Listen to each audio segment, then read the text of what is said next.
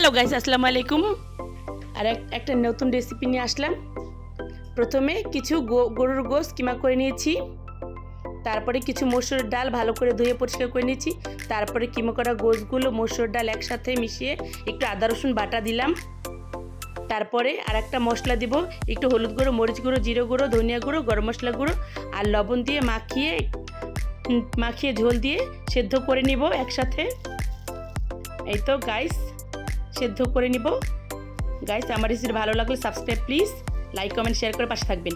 তারপরে এই তো এখন পুরো ঝোলটা একবারে শুকিয়ে নিয়েছি। তারপরে এই তো একটা বলে নিয়েছি, নিয়ে আবার একটু পেঁয়াজ কুচি, কাঁচামরিচ কুচি, ধনিয়া পাতা কুচি, তারপরে আবার একটু হলুদ গুঁড়ো, মরিচ গুঁড়ো আর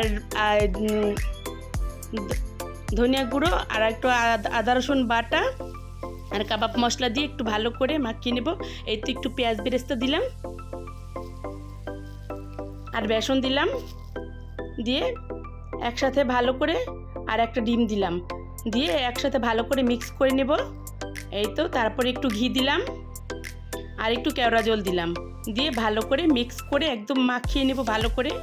তারপরে একটা আইসক্রিমের কাঠিতে এভাবে ভালো করে একটু ব্রেড গ্রামে মুড়িয়ে নেব, তারপরে একটু ডিমে মুড়িয়ে, তারপরে এই তো ব্রেড গ্রামে আবার মুড়িয়ে ভেজে নেব।